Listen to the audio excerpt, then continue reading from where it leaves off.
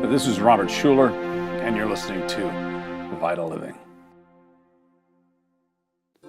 In Southern California, we know how possessions can let us down.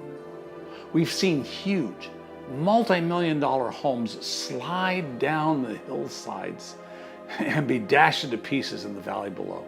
We've watched expensive homes go up in flames during the brush fires that occasionally sweep across our portion of the Golden State. We've seen a single fire or mudslide wipe out a lifetime's worth of possessions once obtained at great expense.